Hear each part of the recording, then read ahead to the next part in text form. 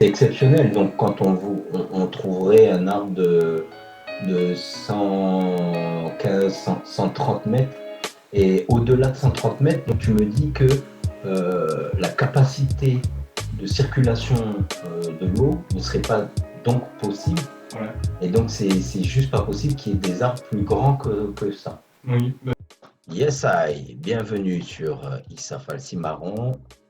Et donc maintenant, on va parler de, comme tu dis, l'irrigation passive, c'est ça? La circulation de l'eau de manière passive. Voilà, la circulation de l'eau de manière passive dans les arbres. En fait, tu sais, moi... Et donc, c'est aussi une vidéo où on va aborder la taille maximale, hein, on va dire, des arbres et des forêts aussi primaires. Quelque chose d'intéressant, c'est que tu as mentionné les potentiels, les différences de potentiels de l'atmosphère. Des fluides en général. Voilà. On va commencer par un gros mot, le potentiel hydrique, mais ce sera le seul, mais c'est une notion clé importante. C'est une mesure physique qui permet de mesurer le degré d'assèchement d'un compartiment ou d'un point.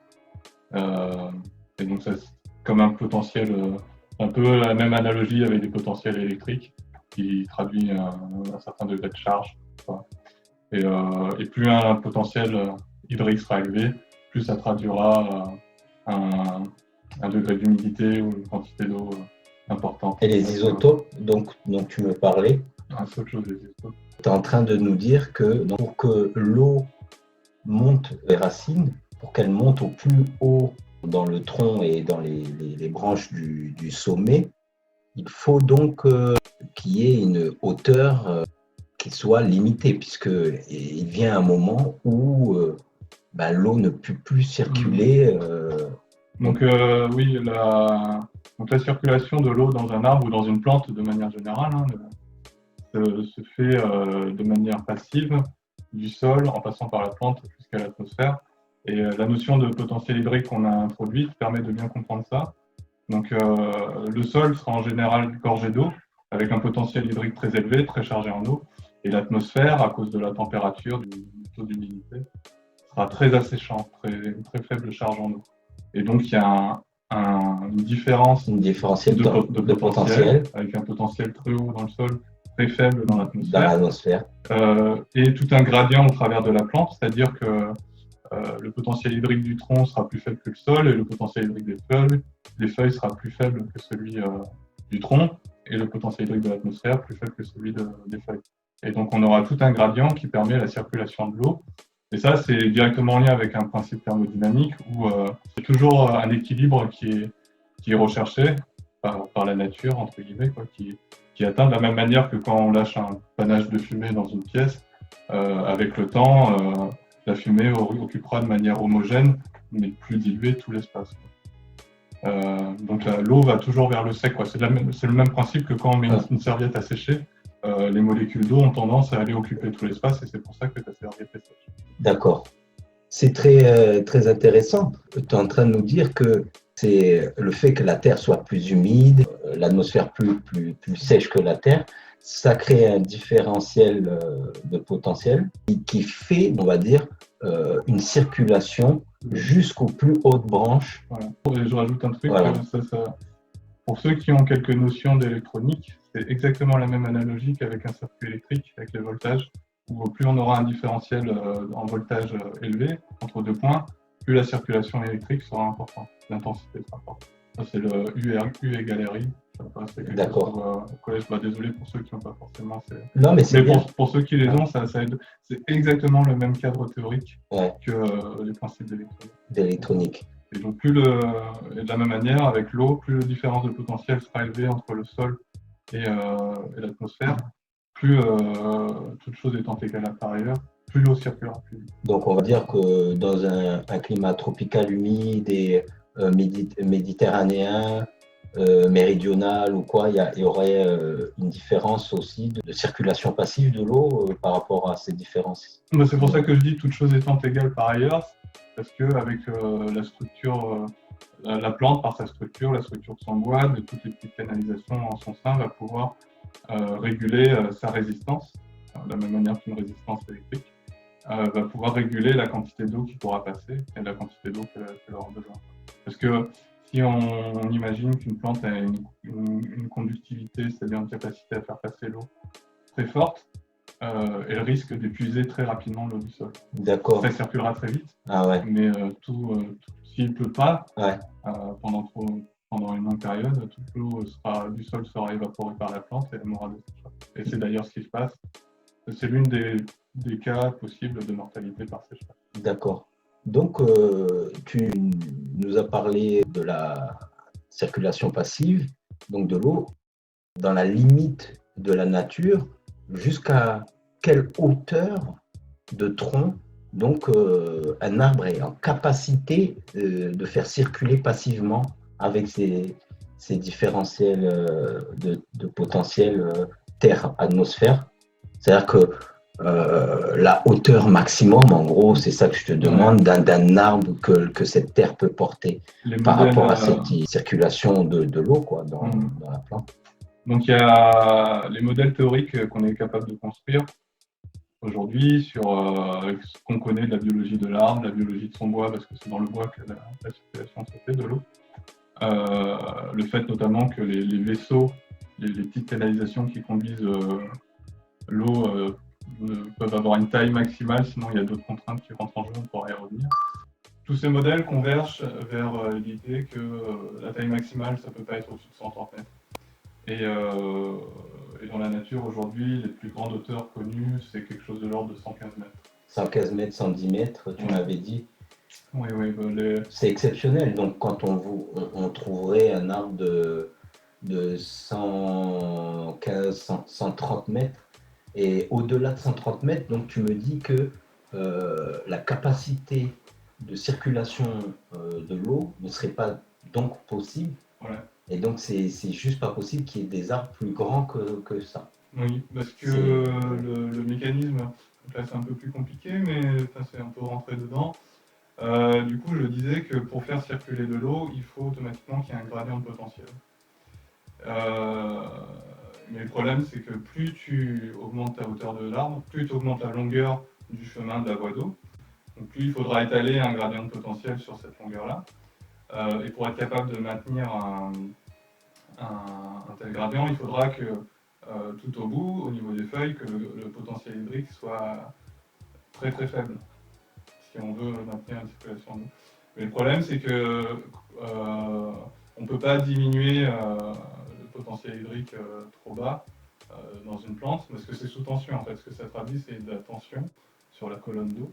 Donc c'est exactement comme de la même manière quand on aspire dans une paille, on crée une dépression et l'eau monte, elle est sous tension. Mais si cette tension est trop forte, il va y avoir rupture sur la colonne d'eau. À l'échelle moléculaire, ce qui se passe, c'est qu'on perd la cohésion parce que les molécules d'eau H2O sont faites de liaisons entre tous les atomes d'hydrogène. Et donc si on tire trop fort, on perd cette cohésion. Il y a la formation de bulles d'air, c'est ce qu'on appelle l'embolie. L'embolie, oui. Et ça, ce phénomène est irréversible, et c'est et ça bloque la circulation de l'eau, et la plante se dessèche, et ça peut être un facteur de mortalité. D'accord. L'arbre peut se dessécher totalement. L'eau, en tout cas, dans notre cas, si la hauteur est trop forte, le potentiel hydrique est trop élevé au niveau des feuilles, il y a formation d'embolie, et l'eau ne peut plus circuler jusqu'en haut. Et donc le haut des branches ou du tronc risque même de dessécher, et donc ça n'ira pas plus haut, ça ne poussera pas plus haut du coup de ce fait. Voilà. Pour le dire autrement, de la même manière qu'en électronique, la résistance électronique, elle augmente avec la longueur du circuit. Plus ton circuit est long, plus tu perds plus tu dois compenser avec la différence de potentiel, c'est clair. Mais de la même manière, plus ton tronc est long, plus la résistance hydraulique est importante, et du coup, plus tu devras compenser en termes énergétiques pour faire circuler de l'eau. Mais ça, c'est une certaine limite. Donc les racines des plus grands arbres, on va dire entre 110 et 130 mètres maximum, Euh, les racines de cette taille d'arbre-là, alors tu m'as dit que ces arbres-là, ils poussent dans des... C'est en Amérique, c'est les séquoias, c'est Les ça? séquoias, en grands arbres, tu as les séquoias qui sont les conifères en Californie. Et tu as aussi une espèce d'eucalyptus qui, en fait, pour la petite histoire, sont les plus grands arbres connus. Mais en fait, ils n'existent plus parce qu'ils ont été abattus en Australie au début du XXe siècle.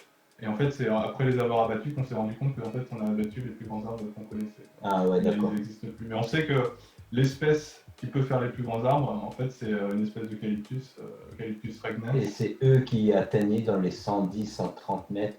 115, 115. 120, enfin ça se vérifie facilement, je Et n'ai pas les chiffres en la tête. largeur d'un tronc de ces grands eucalyptus qui n'existent plus, ça pouvait faire en diamètre à Je peu sais près. pas.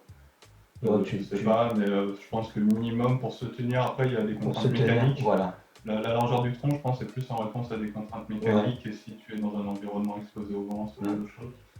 Mais minimum, je pense, elle devait faire de l'ordre de 3, 4, 5 mètres de diamètre. De diamètre. Ouais, Parce que moi, j'ai vu minimum. des baobabs en Afrique où le diamètre dépasse largement 3 mètres. Oui, oui. Hein, mais, Des et ils choses sont pas de- très hauts. Oui. Je dirais même 30, 50 mètres, pas plus. Hmm.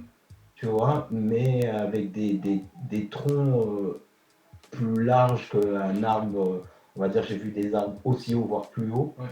mais qui ont des troncs genre Énorme. 5 fois moins Ouais. gros qu'un baobab, quoi. Hmm. Et on dirait que le baobab, on dirait que c'est un peu un arbre mis à l'envers avec les racines en haut. Ouais. Mais bon, Ouais, il a perdu ses feuilles. Ouais. ouais, quand il a perdu ses feuilles.